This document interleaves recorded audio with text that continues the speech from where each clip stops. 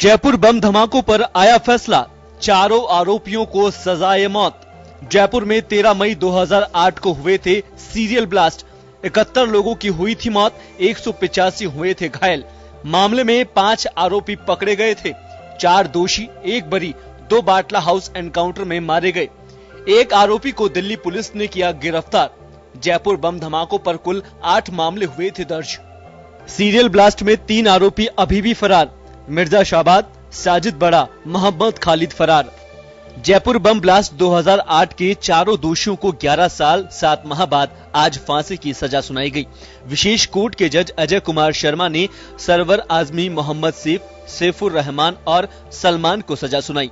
Blast के चारों आरोपितों को बुधवार को दोषी ठहराने जाने के बाद गुरुवार को सजा के बिंदुओं पर बहस हुई थी। बहस से पहले चारों दोषियों को कड़ी सुरक्षा के बीच कोर्ट लाया गया था। गौरतलब है कि 13 मई 2008 को गुलाबी नगरी में 8 जगहों पर सिलसिलेवार बम धमाके हुए थे। इसमें 70 से ज्यादा लोगों की मौत हो गई थी, जबकि 185 घायल हुए थे। कोर्ट ने मोहम्मद सैफुर रहमान, सरवर आजमी और मोहम्मद सलमान को हत्या, राजद्रोह और विस्फोटक अधिनियम के तहत दोषी पाया। इस मामले में बुधवार को विशेष अदालत ने 5 आरोपितों में से 4 को दोषी करार दिया। ये चारों यूपी के निवासी हैं। एक को संदेह का लाभ देते हुए बरी कर दिया गया। वहीं धमाकों के 10 आरोपित थे, जिनमें से 2 सितंबर 2008 में दिल्ली के बाटला हाउस एनकाउंटर में मारे गए और 3 अब भी फरार चल रहे हैं। धमाकों में 71 लोगों की मौत हुई थी और 185 लोग घायल हुए थे। गौरतलब है कि जयपुर के परकोटा क्षेत्र में 13 मई 2008 को शाम 7:15 से 7:30 बजे के बीच 15 मिनट में 8 बम धमाकों से गुलाबी नगरी दहल उठी थी। गुलाबी शहर में मौत का तांडव रचने वाले गुनहगारों को 3 दिन पहले ही मौत नजर आ रही थी। खुद की बारी आते देख कोर्ट में ये चारों गुनहगार गिड़गिड़ाने भी लगे, लेकिन 3 दिन कोर्ट में चली बहस पर न्यायपालिका ने सजा से खौफजदा इन गुनहगारों की बेतुकी दलीलों को आज नजरअंदाज कर दिया और सजाए मौत दे डाली। ब्यूरो रिपोर्ट, जन टीवी न्यूज। नमस्कार, जन टीवी में स्वागत है आपका। मैं हूं योगेंद्र, आप देख रहे हैं खास खबर। खास खबर में हम बात करेंगे जयपुर के उस बड़े मामले की जिसने पूरे देश को दहला करके रख दिया था। हम बात कर रहे हैं 13 मई 2008 की। आपने मजमून देखा हमारा, और आखिर उन गुनहगारों को सजाए मौत का ऐलान कर ही दिया गया है। सबकी निगाहें टिकी हुई थी कि जयपुर के गुनहगारों को आखिर सजा मिलेगी कब। 11 साल 7 महीने 6 दिन। अंदाजा लगाइए पीड़ितों के, जिनके जख्म आज भी हरे दिखाई देते हैं। उनका सिर्फ यही कहना था कि केवल बस सजा का ऐलान नहीं, अब तक तो ये लटक जानी चाहिए थी, यानी कि अब तक तो सजाए मौत मिल जानी चाहिए थी।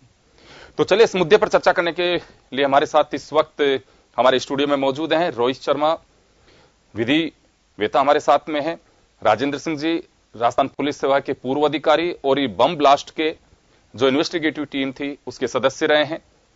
हमारे साथ दीपक डंडोरिया जुड़े हैं, जो पूरा वाकया इन्होंने अपने वो मंजर अपनी आंखों से देखा और इन्होंने इस दंश को भी झेला है। तो चलिए मैं सबसे पहले जाना चाहूंगा दीपक के पास में। दीपक, सजा का ऐलान हो चुका है और आप उन पीड़ित परिवारों में से एक हैं जो काफी लंबे समय से इस बात का दंश झेल रहे हैं कि 13 मई 2008 को जो ब्लास्ट हुआ, जो भी आम राहगीर वहां से निकल रहा था उसका गुनाह सिर्फ यह था कि वो शाम के वक्त वहां से निकल रहा था। लेकिन इन गुनहगारों को इसका अंदाजा नहीं था कि वो अपने मकसद में कामयाब नहीं हो पाएंगे। बेशक उन्होंने धमाकों को अंजाम दिया, लेकिन वह चाहते थे कि गुलाबी नगर की आबोहवा में सद्भावना बिगड़े, सौहार्द बिगड़े, लेकिन उन नापाक इरादों ने या कि सद्भावना ने जरूर कुचला। मैं आपसे जानना चाहूंगा कि सजा का ऐलान सुन करके और क्या रिएक्शन रहा आपका? देखिए, बिल्कुल उनको सजा मिलनी चाहिए थी, गुनहगारों को सजा मिलनी ही चाहिए। लेकिन अभी जो फांसी की सजा हुई है, हमें न्याय तो तभी मिलेगा, पीड़ितों को न्याय तभी मिलेगा, जयपुर को न्याय तभी मिलेगा, और जो लोग जिनकी कोई गलती नहीं थी, बेकसूर लोगों को न्याय तभी मिलेगा जब ये लोग, कसूरवार लोग, फांसी के फंदे पर लटक जाएंगे। न्यायिक प्रक्रिया है, न्यायिक प्रक्रिया का हम सभी सम्मान करते हैं, न्यायपालिका का सम्मान करते हैं। लेकिन मेरा मानना यह है कि बहुत ही लंबा समय इसमें लगा। ऐसे केसेस में बहुत जल्दी से ऐसे ट्रायल होने चाहिए कि बहुत जल्दी से फैसले आए और गुनहगारों को सजा मिले, जिससे कि एक संदेश जाए।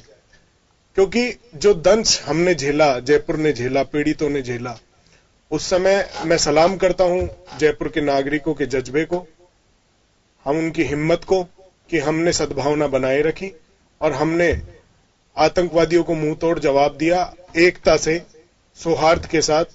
और हमने ये भी दिखाया कि हम जयपुर का सौहार्द नहीं बिगड़ने देंगे, उनके मंसूबों को हम कामयाब नहीं होने देंगे। मैं लौटूंगा दीपक, लेकिन आपके जो पास दर्द लौटूंगा, है, जो मैं पीड़ा वापस है, लौटूंगा दीपक, आपके पास लौटूंगा। मैं रोहित के पास जाना चाहता हूं एक बार जी।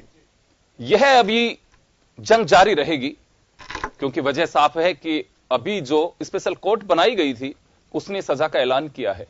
आगे क्या रास्ता है इनके पास में?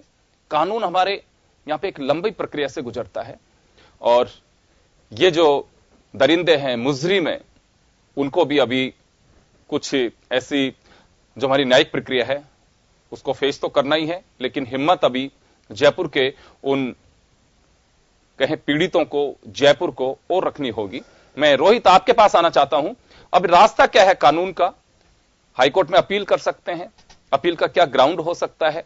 अभी क्या कहा जाए इसे फैसले के बाद, क्योंकि निश्चित रूप से अभी इस सजा को फाइनल सजा नहीं कह सकते, अभी अपील का टाइम है इनके पास में, तो रास्ता क्या है अभी इनके पास?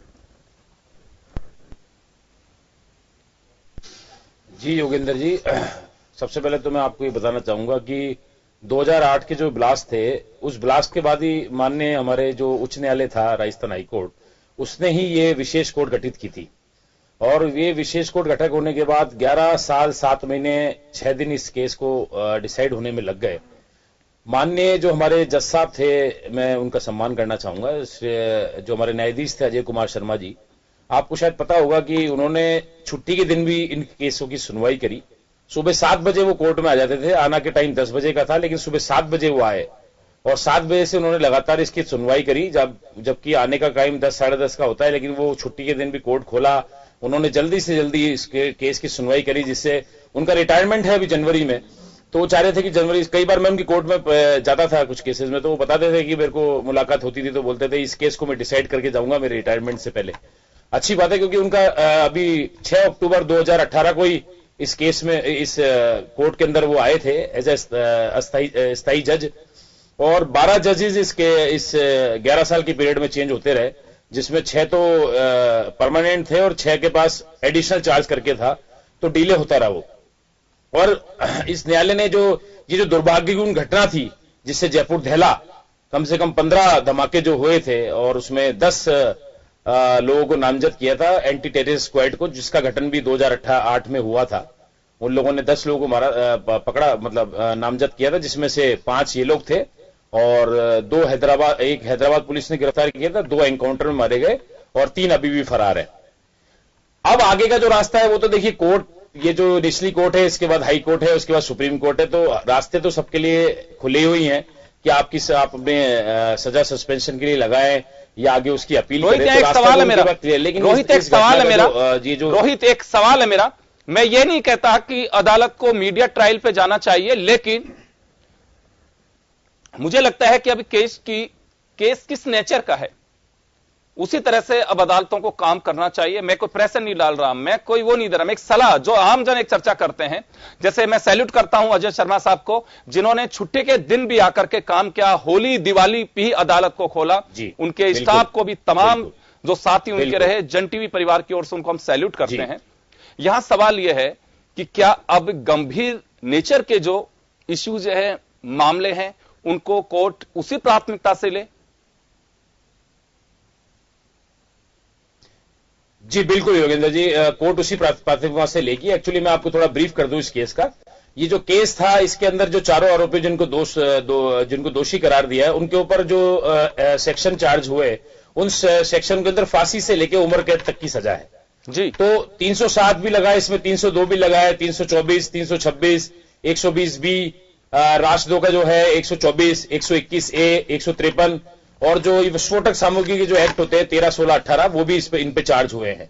ठीक है। अब यह है कि इतना संगीन, मैं तो कहना चाहूंगा ना कि न्यायपालिका का तो खैर सम्मान हमेशा हुआ है और आगे भी होना चाहिए, क्योंकि वहां से जब कहीं भी न्याय नहीं मिलता तो न्यायपालिका से उम्मीद रखनी चाहिए कि न्याय मिलेगा। और आज इस डिसीजन से मैं मानूंगा कि जनता का विश्वास न्यायपालिका के ऊपर और ज्यादा ही विश्वास पैदा होगा कि जिस तरीके की फांसी दी गई है, तो फांसी आज इतना बड़ी घटना हुई है जिससे पूरा जयपुर दहल गया, तो उसमें इस तरीके का जो आदेश हुआ है इससे जनता का भरोसा होगा। लेकिन हाँ, जो ट्रायल आगे चलेगी या आगे जो चीजें हैं उसमें भी बहुत सारा काम अभी है गवर्नमेंट की तरफ से भी, और जो बचाव पक्ष के दोनों करेंगे, क्योंकि 250 पन्ने का आदेश मिला है। 250 पन्ने का जो आदेश है, हालांकि मैंने पूरा पढ़ा नहीं है अभी, लेकिन 250 पेजेस का जजमेंट आया है, ठीक है। और उसके अंदर जो जितनी प्रोसिक्यूशन, अभ्युजन पक्ष चाहे वो बचाव पक्ष हो, दो ही साइड होती हैं, उसके अंदर कम से कम 1300-1400 के आसपास गवाही हुई है। आप सोच के देखिए, 1300-1400 लोगों की गवाही हुई है, तो इसके अंदर क्या फैक्ट्स होंगे और किस तरीके का जजमेंट आया। जी, मैं रोहित आपके पास वापस लौटूंगा, मैं वापस लौटूंगा आपके पास में। मैं राजेंद्र सिंह जी के पास जाना चाहूंगा। राजेंद्र सिंह जी हमारे साथ में इस वक्त। राजेंद्र जी, मैं आपके पास आना चाहूंगा। पूरा वाकया आपने देखा भी, इन्वेस्टिगेशन से लेकर के तमाम जो पक्ष हैं आपने बहुत नजदीक से देखा इसको, और एटीएस का गठन भी तभी हुआ, एसओजी बन चुका था उस वक्त।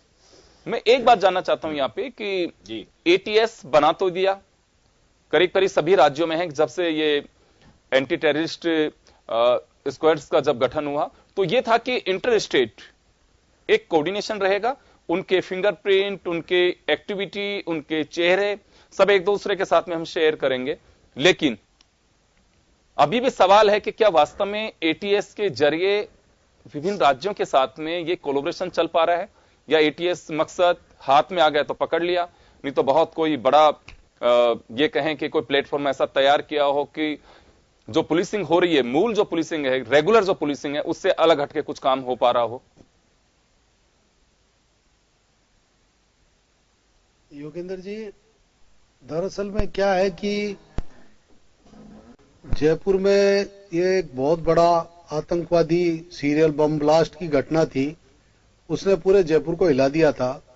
और उसके बाद सरकार ने सोचा कि इस मामले की इन्वेस्टिगेशन है, उसके लिए एक स्पेशल स्क्वाड बनाया जाए, और उन्होंने उसके लिए एंटी टेररिस्ट स्क्वाड एटीएस की गठन किया। आज की तारीख में एटीएस में करीब 550-600 आदमी है टोटल। कई एडिशनल एसपी है, कई डीवाईएसपी है, कई इंस्पेक्टर, सब इंस्पेक्टर और अन्य पदों के लोग हैं। इमरजेंसी रेस्पॉन्स टीमें भी है इसके अंदर, जो बिल्कुल अत्याधुनिक वेपन्स के साथ है। पर उसका जितना एक गठन किया गया उसके अनुपात में उसका परिणाम नहीं आया। अब पूरे राजस्थान में एक ही तो घटना घटी, और वो इतनी बड़ी घटना घटी कि उसमें 71 लोग मारे गए, 185 लोग घायल हो गए जी। 8 जगह। राजेंद्र जी, मेरा सवाल इस वजह से है, ये अभी मेरा सवाल इस वजह से है, राजेंद्र जी, मेरा जो सवाल है वह इस वजह से है कि मिर्जा शादाब, साजिद बड़ा, मोहम्मद खालिद, यह वो दरिंदे हैं जो आज भी जयपुर की जनता उन्हें देखना चाहती है, फरार हैं वो। इस वजह से मेरा सवाल है कि एटीएस अभी तक उनका पता क्यों नहीं लगा पाई? वो दुनिया छोड़ के चले गए कि हिंदुस्तान छोड़ के चले गए? किस बिल में घुसे में? जयपुर जानना चाहता है उनको। वो सही कह रहे हो आप योगेंद्र जी, इनमें 3 मुलजिम है, कुल 13 मुलजिम है। 13 में से 5 तो है ही, एक बरी हो गया शाहबाज, और ये 4 को आज फांसी की सजा हो गई। 3 अभी भी एक हैदराबाद और दिल्ली की जेल में बंद है।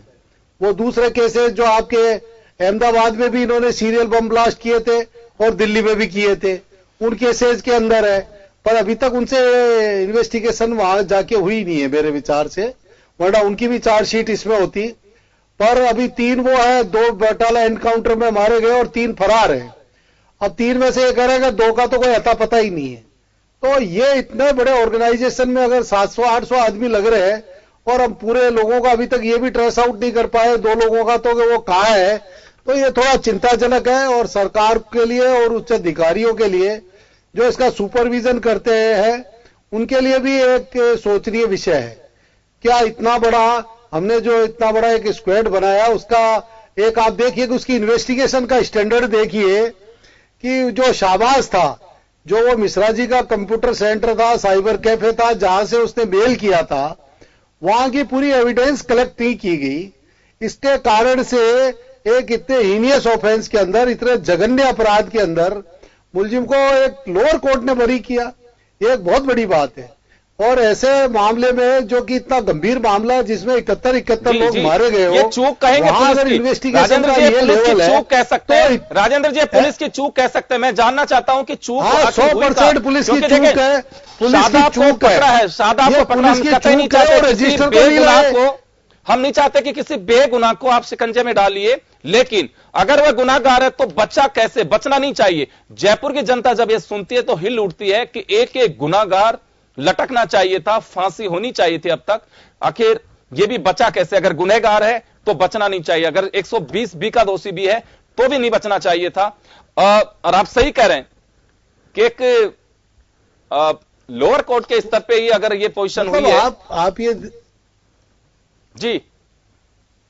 और अभी तो आप देखिए जो अपर कोर्ट्स हैं उनके अंदर तो इसका हर जो भी फैक्ट होगा, हर एविडेंस है उसका एनालिसिस होगा, उसका रिवैल्यूएशन होगा, पूरा मूल्यांकन होगा, तब क्या स्थिति होगी। मैं उस समय इस इन्वेस्टिगेशन के बारे में रियलिटी का जब पता चलेगा तो हमें इस बारे में, हम लोगों को, सरकार को, पुलिस विभाग को इसको ये सोचना चाहिए। मैं तो अब कोर्ट के बारे में भी बताता हूं, ये एक्सक्लूसिव कोर्ट थी। आप देखिए, ये केवल ये जो 8 केसेस थे उनकी सुनवाई के लिए स्पेशल कोर्ट का गठन हुआ।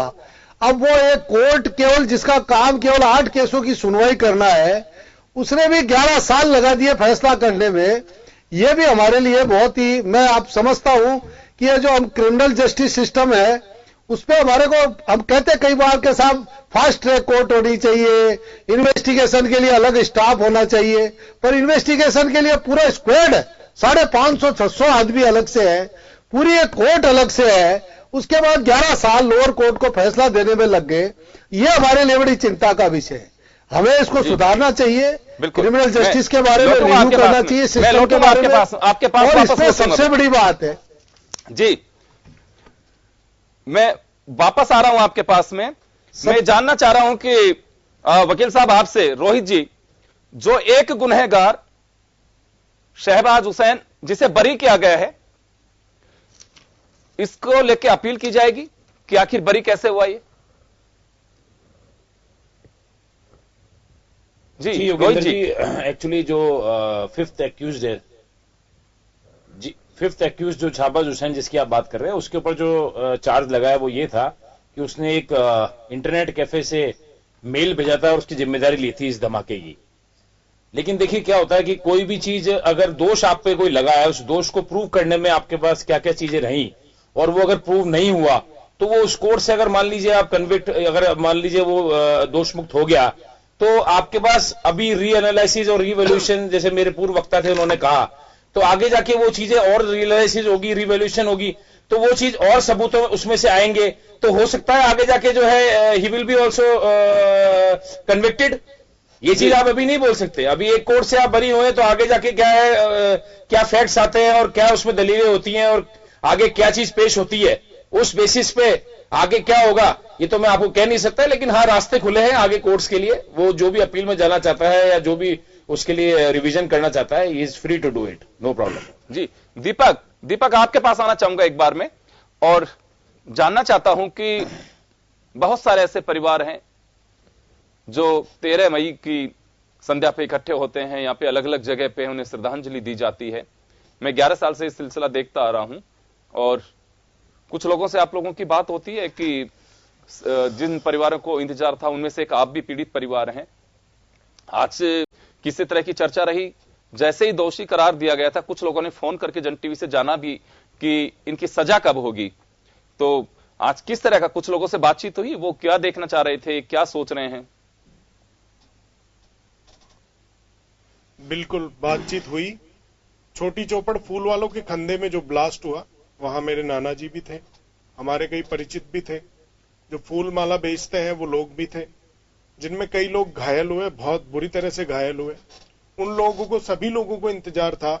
और हर 13 मई को जब से ये ब्लास्ट हुए 2008 के बाद से, वो लोग रियलिटी में रोते हुए उन सभी जो मारे गए लोग थे उनको श्रद्धांजलि देते थे और जो घायल और जो पीड़ित लोग थे वो भी उसमें शामिल होते हैं और हमेशा होते हैं। निरंतर ये कार्यक्रम आप भी देखते हैं कि श्रद्धांजलि का कार्यक्रम होता है, तब एक ही वो करते हैं मीडिया के माध्यम से। वो हमेशा आप लोगों ने सुनी होगी कि वो कहते हैं सरकार और न्यायपालिका से कि साहब इन दोषियों को सख्त से सख्त सजा दी जाए और जल्द से जल्द हम लोगों को न्याय मिले। अब आज जब फैसला आया है तो हम सभी लोगों ने उन लोगों से बातचीत भी हुई, तो उनका यही कहना था कि अपर किसी कोर्ट में जाकर इनको कोई लाभ मिले या कोई और ऐसा सिस्टम हो, ऐसा नहीं होना चाहिए, क्योंकि अब फांसी की सजा कोर्ट ने दे दी है। तो अब वो पीड़ित लोग तो यही चाहते हैं कि इनको फांसी पर लटकाया जाए, ताकि आने वाले समय में ऐसे दहशतगर्दों को एक मिसाल बने और दोबारा कोई ऐसी हरकत करने से, ऐसी दहशत फैलाने से उसके मन में डर रहे और ऐसी हरकत कभी वो नहीं कर पाए। जी, आप बिल्कुल सही कह रहे हैं कि दहशतगर्दों का जो मकसद था वो यही था कि उनके नापाक इरादों के जरिए हमारी पाक जो आबो हवा है, यानी कि हमारा जो सौहार्द का माहौल है, उसे बिगाड़ा जाए। मैं यहां एक बात कोट करना चाहूंगा। एक इन्वेस्टिगेटिव ऑफिसर ने हमें बताया, जो पूरा ये ब्लास्ट हुआ, मैंने भी काफी नजदीक से इसको देखा है, पूरा इन्वेस्टिगेशन भी देखा है, और जब सीरियल ब्लास्ट हुआ तो उस दिन काफी कवर भी मैंने किया। कहा यह जा रहा है कि जैसे ही इन लोगों को अरेस्ट किया, उम्र देखिए इनकी, उम्र को बहुत ज्यादा नहीं है, बिलो 25, यानी कि 19 से 25 साल की उम्र के ये लोग हैं। और इनका यह कहना था कि जैसे ब्लास्ट होते हैं उसके बाद हम टीवी देखते हैं, टीवी पे यह भी देखते हैं कि किसके धमाके से कितने लोग मरे। जब पूछा गया इनसे कि ऐसा क्यों करते थे, तो उन्होंने कहा कि हमें एक तालीम ये मिली कि जितने आप लोगों का ये करेंगे, कत्ल करेंगे, अल्लाह उतने ही खुश होंगे। ये बाकायदा कहा गया, राजेंद्र सिंह जी को मालूम होगा इसका। और मैं ये आज इस वजह से कोट कर रहा हूं, या कहूंगा कि जिक्र कर रहा हूं इस बात का, कि इस पीढ़ी को, जो परिवार वालों के, अपने घर वालों के कुछ सपने उन्होंने बुने होंगे जब ये हुए होंगे कि बुढ़ापे की लाठी बनेंगे, किसी बहन के लिए वो मददगार बनते, लेकिन ये जिस रास्ते पे निकल पड़े वो बड़ा चिंता का विषय है। मैं राजेंद्र जी के पास जाना चाहूंगा। राजेंद्र जी, एक बड़ी चर्चा थी उस वक्त, कुछ लोगों से हमारी बातचीत भी हुई जब इन्हें पकड़ा गया और जब इनका इन्वेस्टिगेशन हो रहा था। उस वक्त इन लोगों का कहना था कि मकसद क्या होता था इनका, क्यों किया ऐसा।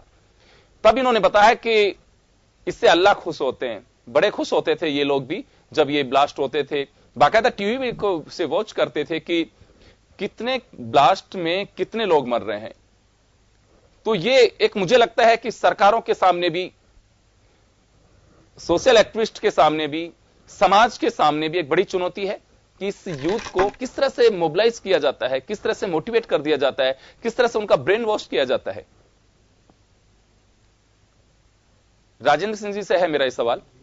योगेंद्र जी, इसके दो कारण हैं। पहला कारण तो आपके ये है कि इनको जिहादी के रूप में पाठ पढ़ाया जाता है और इनकी जो काउंसलिंग होती है वो इनके जो भी जिस तरह के भी आतंकवादी गिरोह हैं और जो इस मामले में सक्रिय लोग हैं वो इनकी ब्रेन वॉश करते हैं और ब्रेन वॉश करके इनको ये एक धर्म की लड़ाई करके और इनको आगे इस तरह से प्रेरित करते हैं। पर आप देखिए कि 71 लोगों की जान चली जाए, 185 लोग बेघर हो जाए, उनके हाथ पांव इन घटनाओं में चले जाए, विकलांग हो जाए, परिवारों पर आश्रित हो जाए, समाज पर आश्रित हो जाए, उन लोगों को देखकर इनके मन में जरा सी भी सिकन नहीं आती है। तो ये हम मान सकते हैं कि इनको इस तरह का वातावरण पूरी तरह से तैयार करने के लिए रखा गया, जिससे आज इनकी मानसिकता पूरी बदल गई। आप ये देखिए, कोर्ट में भी ये आते हैं, वो कोर्ट में आते हैं तो इनका अपराध बोध का भाव बिल्कुल भी नजर नहीं आता। वरना इतना बड़ा अपराध करने के बाद और इतनी बड़ी बड़ी धाराओं में जिनका चालान होने के बाद और एक स्पेशल कोर्ट के अंदर ट्रायल होने के बाद फिर अगर एक अपराधी हो, उसमें जरा सा भी कोई मानवीयता हो, अपराध बोध हो, तो उसकी मानसिकता अलग प्रकट होती है। पर ये जिस तरह से इनके हाव भाव इन्होंने अपने ट्रायल के दौरान और सजा के दौरान और सजा के बाद आप लोगों ने भी देखे होंगे, पत्रकारों ने भी देखे होंगे और हम सब ने देखे हैं, वो कहीं नहीं लगता कि इनको कोई किसी प्रकार का पश्चाताप या कोई अपराध बोध है। बिल्कुल। दूसरा, इसका बड़ा कारण और भी है। जी योगेंद्र जी, इसका सबसे बड़ा कारण हमारा क्रिमिनल जस्टिस सिस्टम है। जी सिंह साहब, मैं वापस रेगुलर रखूंगा आपको, यार छोटे से ब्रेक के लिए रुक रहा हूं, ब्रेक के बाद वापस लौट रहा हूं। सिंह साहब, मैं रोकना चाहूंगा, एक छोटे से ब्रेक के लिए रुक रहे हैं, ब्रेक के बाद वापस लौटते हैं। देखते रहिए जन टीवी।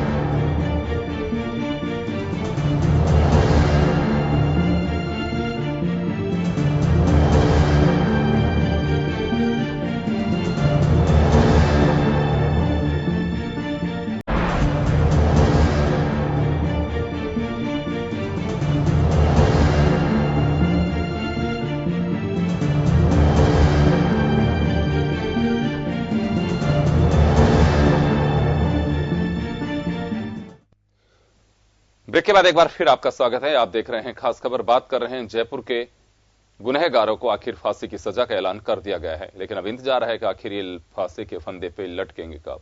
इनके गर्दन से अभी फंदा दूर है और जब तक फंदा गर्दन तक नहीं पहुंचेगा तब तक हमारे साथ पीड़ित दीपक बैठे हुए हैं। यह उन परिवारों में से एक हैं जिन्होंने अपनों को खोया है और वह दंश आज भी इनको एहसास कराता है उन धमाकों का। तो चले, ये लोग सब जानना चाहते हैं कि आखिर गर्दन तक फंदा पहुंचेगा कब। कानूनी प्रक्रिया है, कानूनी की प्रक्रिया के दौर से गुजरना होगा और अभी अपील का इनके पास में एक कहें कि सिड्डी है, अपील कर सकते हैं, एक रास्ता है इनके पास में। कई रास्ते हैं। हम देख रहे हैं कि सालों से जो लोग इस तरह के दंश को झेल रहे हैं, लेकिन कानून प्रक्रिया के चलते हैं वो अभी भी बस यही कह सकते हैं कि वो पीड़ितों को आखिर कब मरहम लगेगी, यह सबसे बड़ी बात है। यानी कि इन दरिंदों को आखिर फांसी के फंदे तक पहुंचाया कब जाएगा। चलिए, मैं वापस राजेंद्र सिंह जी के पास में जाना चाहूंगा। मेरा जो सवाल था सिंह साहब, मैं वापस उसी पर लौटना चाहूंगा कि यह उस उम्र के बंदे हैं, यह उस उम्र के कहें कि गुनहगार हैं, नौजवान हैं जो अपने रास्ते से भटके, लेकिन आज भी पुलिस के सामने एक बड़ी चुनौती है। कहा जाता है कि मैं एक बचपन से सुनते आ रहे हैं कि चोर को क्या चोर की मां को मारिए। इनकी कहां से इन्हें शिक्षा मिली, कहां से इन्हें इस दरिंदगी का एहसास कराया गया, इस रास्ते को अपनाने के लिए इन्हें प्रेरित किया गया, दुस्साहस कहां से पैदा हुआ। सबसे बड़ी बात यह है एटीएस वहां तक भी नहीं पहुंच पाई। सवाल तो है, आप भी कह रहे हैं, लेकिन एज ए पुलिस ऑफिसर सब कोई जानना चाहते हैं कि वास्तव में कहां से इनकी ट्रेनिंग हुई, कौन वो ऐसा था कि जो दुनिया की मौत से अपनी खुशी मनाना चाह रहा था। यह आज भी एक सवाल है बड़ा। जी सिंह साहब। योगेंद्र जी, ये दरअसल में आपने जो इस पूरे आतंकवादी गिरोह की जो बात की है और इनकी जो मानसिकता के बारे में बात की है कि आखिर ये जवान बच्चे जिनका भविष्य अपने माँ बापों का, अपने परिवार का कल्याण करने में, परिवार का पोषण करने में लगना चाहिए था, आज ये जेलों में बैठे हैं और अपने देश के ही लोगों को मरते हुए देखकर और खुशियां मना रहे हैं और आगे अपना भविष्य है वो जन्नत में पता नहीं किस रूप में देख रहे हैं। ये जो इनको इस तरह की जो पट्टी पढ़ाई गई है, ये पट्टी पढ़ाने वालों का वास्तव में पीछा होना चाहिए था। यह आप सही कह रहे हो, ये जो एटीएस का गठन हुआ था वो भी इसी उद्देश्य से हुआ था कि हर इन्वेस्टिगेशन का बारीकी से जांच की जाए और बारीकी से उसके हर पहलू की जांच की जाए, हर पहलू तक पहुंचा जाए। पर मैं समझता हूं कि इसमें तो अभी मेन एक्यूज है वही फरार चल रहे हैं।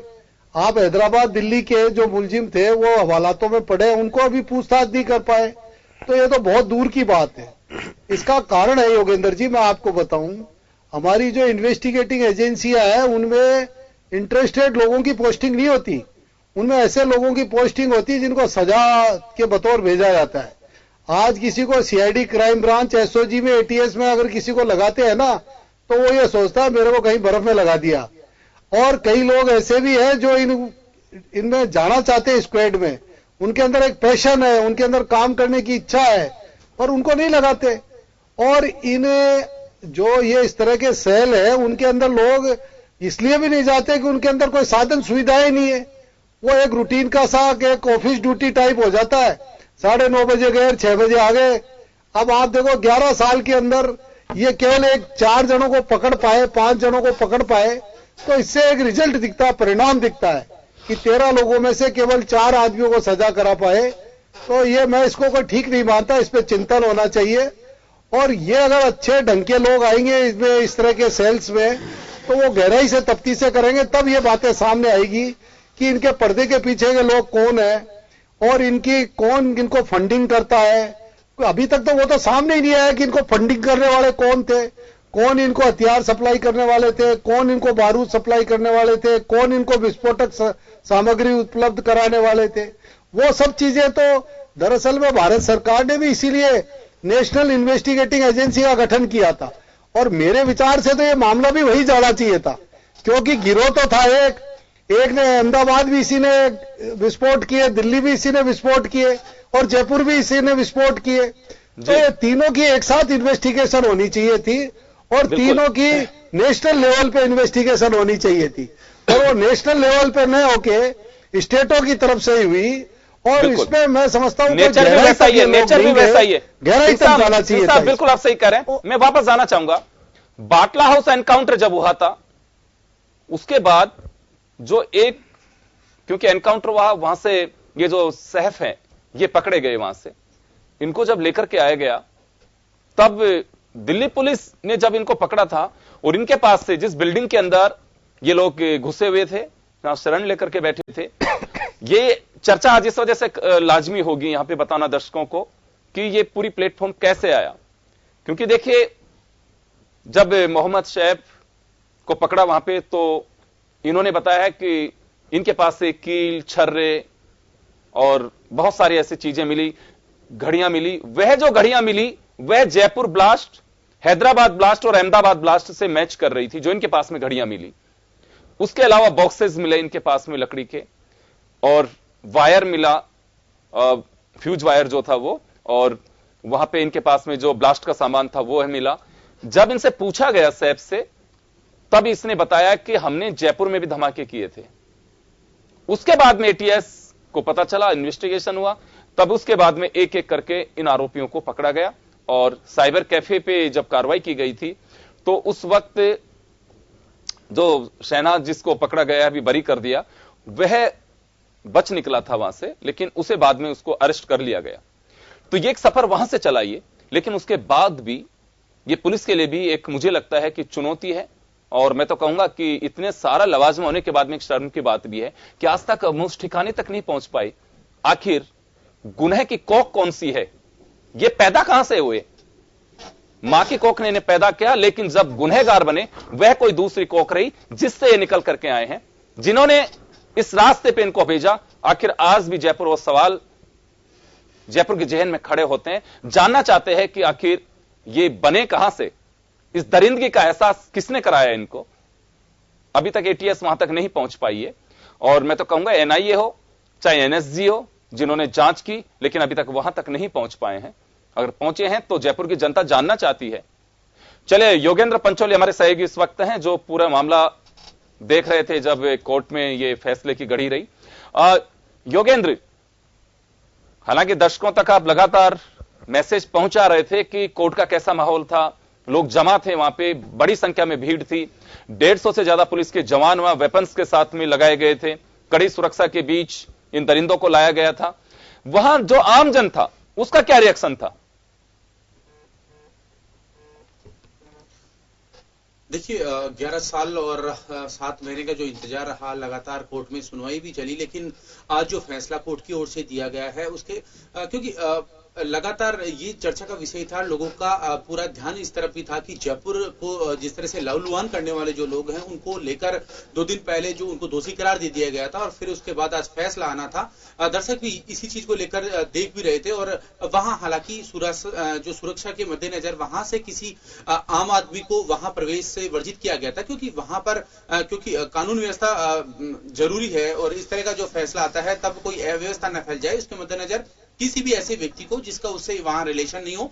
मीडिया और केवल पुलिसकर्मी और जो एडवोकेट्स थे वही वहां पर मौजूद थे, बाकी लोगों को दूर रखा गया। लेकिन फैसला ऐसा रहा और उस फैसले को मद्देनजर सभी लोगों की निगाहें उस फैसले पर टिकी हुई थी, क्योंकि बुधवार को और उसके बाद जिरे भी हुई और सारा फैसला जब ज्यादा समय नहीं लगा, 4 बजे उन कोर्ट के अंदर परिसर में जहां पर उन्हें अजय कुमार शर्मा की अदालत में फेस किया गया, जहां सामने हो रहा और तुरंत उन्होंने 15 मिनट का भी समय नहीं लिया और तुरंत फैसला सुना दिया। और लोगों को जिस तरह से, क्योंकि पहले ही जो धाराएं उन पर लगाई गई थी उनसे लगभग तय भी हो गया था कि कुछ ऐसा ही निर्णय जो कि जस्टिस ने दिया है आने वाला है, तो वाकई ये जो निर्णय है, हालांकि अब जिस तरह से बचाव पक्ष के वकील जो तर्क दे रहे हैं कि केवल ये मीडिया ट्रायल है, तो ऐसे क्योंकि कोर्ट से जुड़ा मामला है, इसमें ज्यादा कुछ कहा भी नहीं जा सकता। लेकिन क्योंकि अभी हाई कोर्ट पड़ा है, सुप्रीम कोर्ट पड़ा है और आगे क्या कुछ याचिकाएं हो सकती है वो अलग बात है। लेकिन आज का जो फैसला है, जयपुर में जो ये फैसला आया है, उसको लेकर लोगों में ये जरूर था कि एक मैसेज देने का काम कोर्ट ने किया है। और क्योंकि किस तरह से जो जिन लोगों का कोई दोष नहीं था, उन लोगों को पता ही नहीं है कि उनके साथ क्या होने वाला है। और 11 साल पहले जिस तरह से 71-72 लोग मौत के आगोश में समा गए और कितने ही लोग इंजर्ड हो गए, कितने लोग आज भी हैं। लेकिन ये कहा जा सकता है कि उन लोगों के जख्मों पर मरहम आज और न्याय का मरहम आज जरूर लगा है। जी चलिए, मैं रोहित जी के पास में जाना चाहूंगा। रोहित, हमने जैसे ही इन्हें दोषी करार दिया था, हम आपके पास आए थे, उस वक्त भी बात हो रही थी, एक मनोभावना, फैक्ट्स के आधार पर जस्टिस अपने विवेक से इसको अंजाम देते हैं। क्या लग रहा था वैसे, क्योंकि 2 सवाल उठ रहे थे कि जिस तरह की धाराएं लगी हुई हैं, सीधे राष्ट्र के साथ में युद्ध छेड़ना, खतरनाक हथियारों का प्रयोग करना, देश को दहला देना, राजद्रोह का मुकदमा इसमें था, तमाम जो चीजें थी, वो क्या महसूस हो रहा था आपको कि ये अब तो खरी ने दोषित करार दिए जाने के बाद में सजाए मौत का ऐलान कर दिया गया है, लेकिन एक चर्चा थी कि इन्हें आजीवन कारावास भी दिया जा सकता है और सजाए मौत भी दी जा सकती है। क्या कहता था, एक वकीलों के बीच चर्चा होती होगी कि इस तरह का गंभीर मामला है, इतने लोग मरे हैं, यह एहसास था कि सजाए मौत ही हो सकती है इसमें?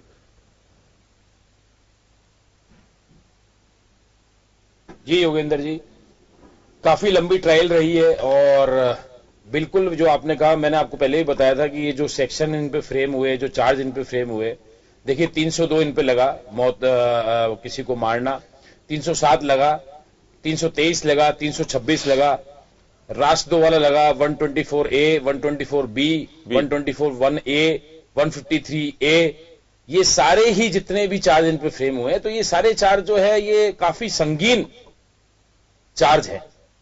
और जिस तरीके से परसों इन्होंने जो है दोषी करार दिया था, उससे ये बिल्कुल लग रहा था कि जिस तरीके के चार्जेस फ्रेम हुए और जो कोर्ट में प्रोसीडिंग चली है, ट्रायल इतना लंबा चला है, तो माननीय हमारे सम्माननीय जज साहब ने जो फैक्ट्स देखे और जो अभियोजन पक्ष व बचाव पक्ष की जो तरीके देखी, उसके बाद जो चार्जेस फ्रेम, उससे बिल्कुल इसमें था ही, उसमें प्रोविजन है, फांसी से लेकर उम्र कैद तक का प्रोविजन है, तो अपोज फांसी थी। तो इस तरीके का दुर्भाग्यपूर्ण जो घटना हुई जिससे पूरा जयपुर दहल गया, उसका ये फैसला आना काफी मतलब जनता का रोहित बचाव पक्ष ने ये कहा, रोहित बचाव पक्ष ने ये कहा, जैसे योगेंद्र अभी हमें बता रहे थे कि ये मीडिया ट्रायल रहा, मीडिया ट्रायल को फॉलो किया गया, ऐसा लग रहा है आपको? जी नहीं, बिल्कुल मैं इस चीज से नहीं मानता। मीडिया ट्रायल से को फॉलो करना ये न्यायपालिका है, मीडिया ट्रायल को कोई चीज फॉलो नहीं की गई है, ये केवल ही फैक्ट्स पे चला है केस। जिस तरीके की फैक्ट्स कोर्ट के सामने आए हैं, जो एविडेंसेस आए हैं, उसी बेस पे ये फैसला हुआ है। इसमें मीडिया ट्रायल का कोई लेना देना नहीं, मैं नहीं मानता इस चीज को। जी चलिए, मैं दीपक के पास में जाना चाहूंगा एक बार फिर। दीपक, अब क्योंकि अगर और ये काल्पनिक सवाल जो पहले चल रहे थे कि इन्हें अपने इनके गुनाह की उम्र कैद भी हो सकती है सजा के बतौर और इन्हें फांसी भी दी जा सकती है, आप लोगों के बीच में किस तरह की चर्चा थी? यह एहसास था कि हाँ, गुनाह जिस तरह का किया है इन्होंने, वो फांसी की सजा हो सकती है?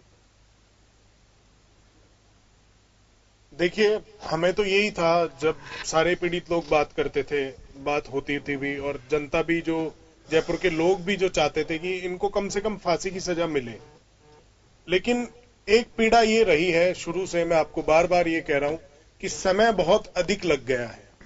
इतना समय इतने जघन्य अपराध के अंदर जयपुर को दहला देने वाले अपराध के अंदर नहीं लगना चाहिए था, क्योंकि आज हमारे पास अत्याधुनिक सब चीजें हैं, फास्ट ट्रैक कोर्ट है और इन्वेस्टिगेटिंग इतनी सारी एजेंसीज हैं, एटीएस जैसा कि अभी सर बता रहे थे कि एटीएस की अलग स्क्वाड बन के वो काम कर रहे हैं और जो कोर्ट भी अलग से बनी हुई है। तो मेरा मानना यह है कि ये फैसला बहुत ही जल्द से जल्द आ जाना चाहिए था।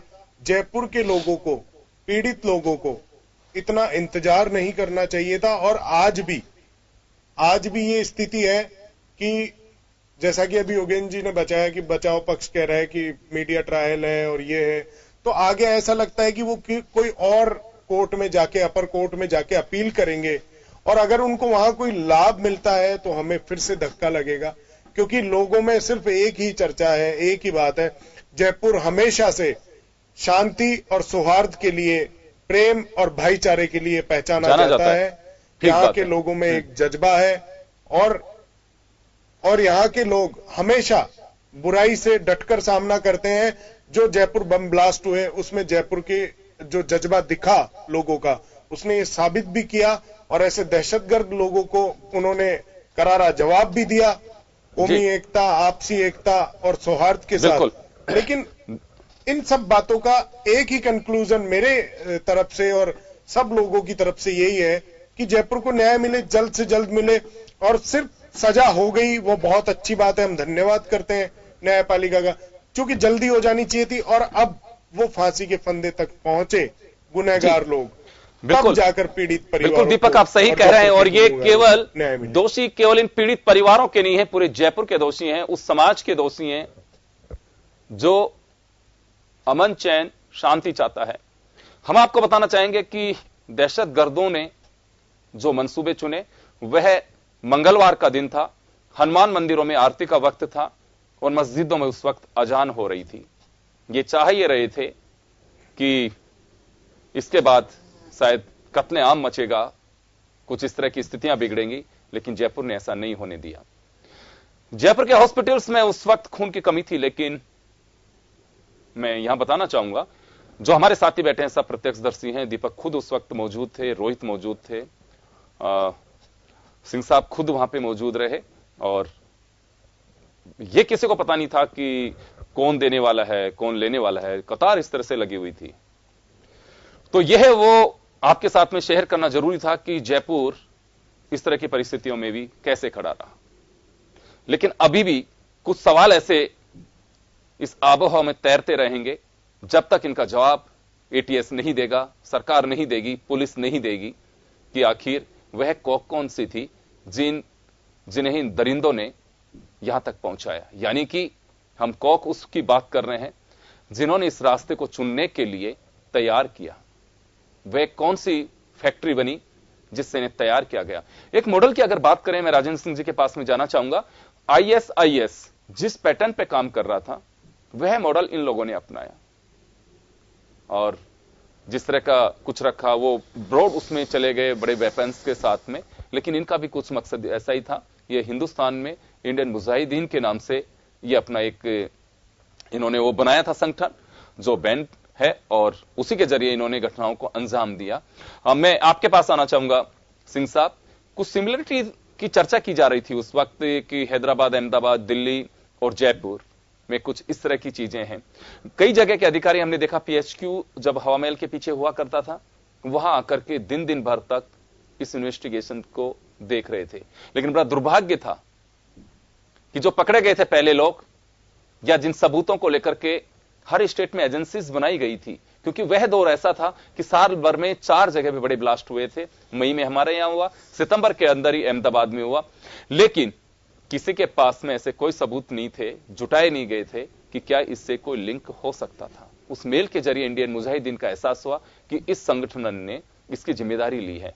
तब तक सब यही कह रहे थे कि कोई कहां से अंदाजा लगा रहा था, कोई कहीं से अंदाजा लगा रहा था।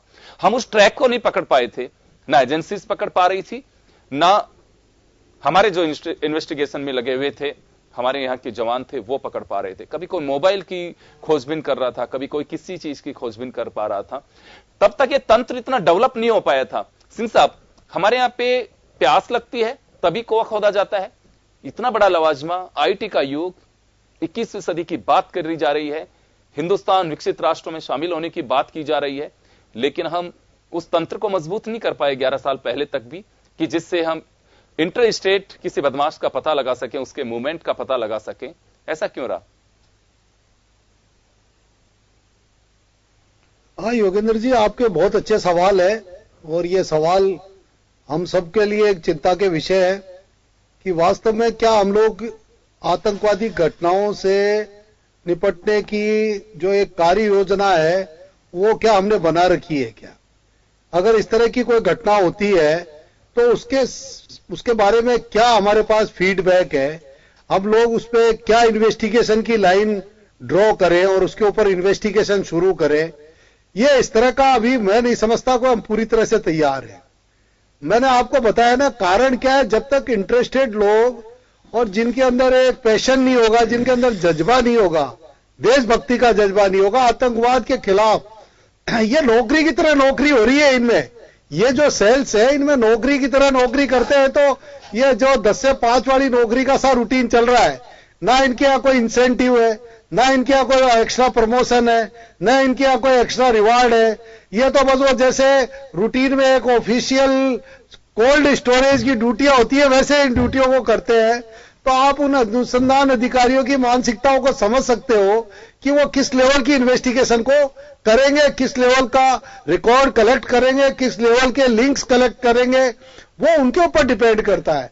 अभी एक लवाजमा तो हमने पूरा इकट्ठा कर लिया, पर उनका सुपरविजन इस तरह का है, क्या सुपरविजन है आप देखिए। एक इतने बड़े केस के अंदर 700 आदमी, 500, 600 आदमी मिलके और 10 साल के अंदर 5 आदमियों को गिरफ्तार कर पाए और उनमें से भी एक छूट गया। तो ये सब बातें इस बात को प्रकट करती है कि हमारे का इनको फिर से आकलन करना चाहिए, फिर से इसको एनालाइज करना चाहिए, रिव्यू करना चाहिए, बड़े सीनियर अफसरों को देखना चाहिए इसकी उपयोगिता को, और इसमें देखना चाहिए कि ऐसे कौन से अच्छे अफसर हैं जिनको हम यहां लाएं और वो इसमें मन से काम करें। और मन से काम करने वालों को आप एक्स्ट्रा बेनिफिट दो, उनको एक्स्ट्रा रिसोर्सेज दो, उनको एक्स्ट्रा साधन दो, तब वो मन से काम करेंगे। इनके पास गाड़ियां है कि नहीं है, किस तरह का इनको वातावरण मिल रहा है, ये सब बातें बहुत महत्वपूर्ण है। हम केवल एक डिपार्टमेंट बनाने से या एक स्क्वाड बनाने से ये नहीं कर सकते कि हम सारी जानकारियां एकत्र कर लेंगे। आप ये देखिए कि ये जो 4 जगह ब्लास्ट हुए हैं, ये एनआईए को इन्वेस्टिगेशन ही मैं तो मानता हूं कि एनआईए के पास होनी चाहिए थी, इनको उनके साथ अटैच करना चाहिए था, पर वो इसीलिए नहीं कर पाए कि मैं समझता हूं कि इनका कोई आपस में कोऑर्डिनेशन ही नहीं बैठा। वरना इनके बारे में जो फंडिंग का था, कौन फंडिंग किया, किसने इनके पीछे किसके हाथ है, जैसा आप आईएएस का नाम ले रहे हो, इंडियन मुजाहिदीन का नाम ले रहे हो, कौन इनके बॉस लोग हैं, वो कहां इनके किस तरह के आपस में विचार विमर्श हुए, क्या इनके किस तरह से पूरा केस का षड्यंत्र रचा गया, कहीं पूरी एक सवाल और नहीं है। मेरा एक सवाल और सिंह साहब, एक सवाल है मेरा। चले, ये तो पुलिस का काम है कि उन्हें जरूर बताना चाहिए, हम तो एक सुझाव दे रहे हैं कि इस ट्रैक पे जरूर पुलिस को जाना चाहिए, लेकिन एक जो बड़ा सवाल यह है कि क्या वास्तव में जो ये मॉड्यूल बना था इसे ध्वस्त कर दिया गया, या अभी भी कहीं कहीं पे कुछ छिपे पड़े हैं जिन्हें कुचलना बहुत जरूरी है? नहीं, अभी तक तो ऐसा है कि इंडियन मुजाहिदीन है, उसके लोग काफी कुछ पकड़े जा चुके हैं, पर अभी भी मैं नहीं मानता कि इसके पीछे जो बड़े लोग थे जिनका हाथ था वो अभी सामने आ गए हैं। अभी उनकी तलाश होनी चाहिए, और ये जो भी बड़े इन्वेस्टिगेटिंग एजेंसियां हैं उनको इसकी तरफ ध्यान देना चाहिए। हालांकि ये बात जरूर है कि जब से नरेंद्र मोदी जी की सरकार आई है 2014 के बाद आतंकवाद की घटनाएं में कमी आई है। अब इसका क्या कारण है ये हम कैसे सोच सकते हैं, इसके बारे में आप लोगों को आकलन करना है। पर 2014 के बाद में किसी भी बड़े शहर के अंदर इस तरह की सीरियल बम ब्लास्ट की या और घटनाएं नहीं हुई।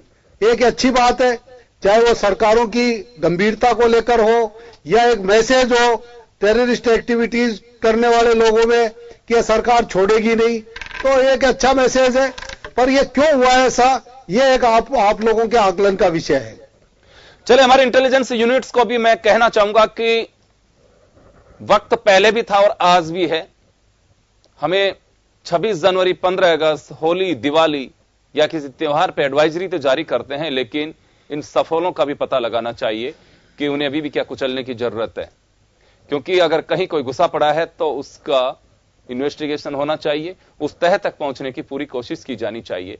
हमारे यहाँ पे बहुत बड़े लवाजमे बने हुए हैं इन्वेस्टिगेशन यूनिट्स और एजेंसीज के नाम पर। उनका काम यही है कि वो इनपुट्स को जुटाएं। ये कहना बहुत सहज है कि फलाने शहर में इतना आरडीएक्स चला गया है, वहां पे इतने टेररिस्ट हो सकते हैं, कि जनाब रोका किसने आपको? बताइए कि कौन ऐसा दहशतगर्द है जो इस मुल्क में दहशत पैदा करना चाहता है और वह किस शहर में छिपा पड़ा है। कई बार हम देखते हैं, सुनते हैं, पेपर्स के माध्यम से पता लगता है, एडवाइजरी जारी होती है कि वहां पे इतने आतंकी घुसने की चर्चा है, संभावनाएं जताई जा रही है, आरडीएक्स जा सकता है, तो रोकिए उनको। काम यही है। अगर यह सिस्टम अभी भी दुरुस्त नहीं हुआ तो मुझे लगता है कि बड़ा दुर्भाग्य होगा। मैं फिर कहना चाहूंगा कि प्यास लगे तभी आप कुआं मत खोदिए, प्यास का इंतजाम पहले से करके चलिए।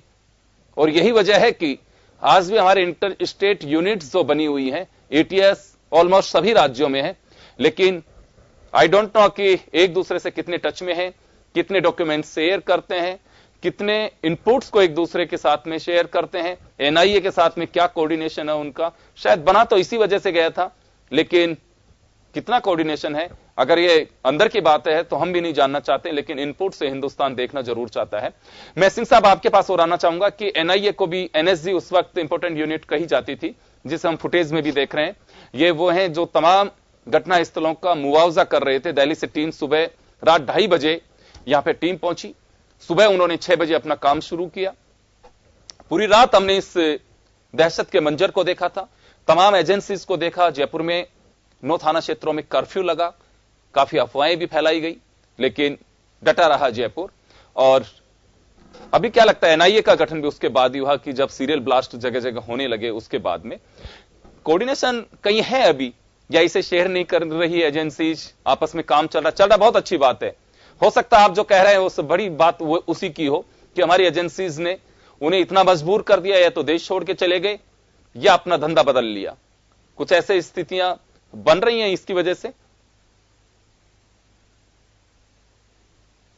हाँ योगेंद्र जी, ये बात सही है। अब इसके पीछे क्या कारण रहे, ये तो बात आप जो कह रहे हो कि ये जो लिंक्स थे इन्वेस्टिगेशन के, जब से नेशनल इन्वेस्टिगेटिंग एजेंसी बनी है तो उसने बड़ी तत्परता से काम किया है और पूरे राज्यों के साथ उसका समन्वय रहा है, उसका एक कारण हो सकता है बड़ा। और दूसरा, जो अभी पिछले दिनों में नोटबंदी हुई थी, वो नोटबंदी होने से क्या हुआ कि ये जो टेररिस्टों को जो फंडिंग होती थी, वो फंडिंग रुक गई इनकी। और उस फंडिंग के रुकने का भी एक सबसे बड़ा कारण है कि आप ये देखिए, कश्मीर में जरूर आतंकवाद है, और एक बार जरूर पठानकोट में पंजाब के पास आया था एक जलजला आतंकवादी घटनाओं का, क्योंकि वो भी सेना पर ही हुआ था हमला। वहां पे जो भी अपनी अर्धसैनिक बलों की का एजेंसी थी वहीं पे हुआ, और आम जगहों पे नहीं हुआ, आम बाजारों में, आम स्थानों पर नहीं हुआ। तो राजस्थान में ही नहीं, पूरे अन्य राज्यों में भी अगर हम देखें तो इस तरह की और कोई आतंकवादी घटनाएं नहीं घटी। तो ये एक अच्छी बात है, और इसका यही कारण लगता है कि इनको फंडिंग पूरी नहीं हो पाई, जो एक सबसे बड़ा कारण मैं मानता हूं। और इसी तो आपको लग रहा है कि अभी इनकी कमर टूट चुकी है, रीढ़ की हड्डी है वो टूट गई। अब ऐसा लग रहा है कि कमर टूट चुकी है, लेकिन हम फिर भी जन टीवी की तरफ से आह्वान करना चाहेंगे हर व्यक्ति को कि अपने आसपास भीड़ भड़के के इलाके में कहीं पे भी अगर कोई भी संदिग्ध दिखता है, आप अंदाजा लगा करके चलिए कि कोई भी इस तरह की एक्टिविटी दिखे तो आप जरूर पुलिस को सूचित करिए। पुलिस को अपना नेटवर्क किसी तरह से तैयार करना होगा, सीसीटीवी कैमरे सब जगह होने चाहिए। आईटी का युग है, अपने पूरे इंफ्रास्ट्रक्चर को सुरक्षा के हिसाब से आप उस तरह से ढालिए, क्योंकि बहुत जरूरी है और ये काम आएगा। और मुझे जो लगता है कि एजेंसीज ने ऐसा कर भी रखा होगा। जयपुर में अभय कमांड सेंटर बना है, लेकिन उसकी भी मॉनिटरिंग बहुत जरूरी है कि वो काम भी कर रहा है कि नहीं कर रहा है। केवल कैमरे लगा देने से काम नहीं चलेगा, चीजों को भी दुरुस्त और देखना चाहिए। खैर चलिए, जयपुर के गुनहगारों को आखिर सजाए मौत का ऐलान तो कर दिया गया है, लेकिन अभी रास्ता और सफर उस फंदे तक बहुत लंबा है। हर कोई जानना चाहता है कि वह घड़ी कब आएगी। जिस तरह से घड़ी में धमाकों की घड़ी बजी थी, उसी तरह से दीपक जैसे बहुत सारे लोग हैं वह यही चाहते हैं कि फांसी के फंदे की घड़ी भी बजनी चाहिए। हमें गुजारिश करेंगे कि अदालतों को भी रिक्वेस्ट है ये अब जयपुर की जनता की तरफ से कि जिस तरह से अजय शर्मा जी ने पूरी तरह से एक तत्परता के साथ में होली, दिवाली, छुट्टी, बेमौसम, किसी भी तरह का मौसम हो, सबको दूर करते हुए, चीरते हुए इस मुकाम तक पहुंचे और उन्होंने तय किया। यह भी मैं एक पैशन कहूंगा न्यायपालिका का कि अपने कार्यकाल में उन्होंने इस बड़ी घटना का बड़ा फैसला उन्होंने दिया और यह बहुत जरूरी भी था कि इस फैसले का इंतजार पूरे राजस्थान को नहीं, पूरे हिंदुस्तान को था। 71 लोगों की मौत के गुनहगार आखिर अभी भी, मैं यही कहना चाहूंगा कि कुछ इसी तरह की स्थितियां बननी चाहिए, कुछ फास्ट इसकी हियरिंग हो और जो अपील की प्रक्रिया है और उसे करके, और ताकि जो पीड़ित है उनको न्याय तभी मिल पाएगा। तो चले, आप तमाम दर्शक और हमारे अतिथि हमारे साथ जुड़े, उसका बहुत बहुत शुक्रिया और खास खबर में इतना ही। दीजिए इजाजत, नमस्कार।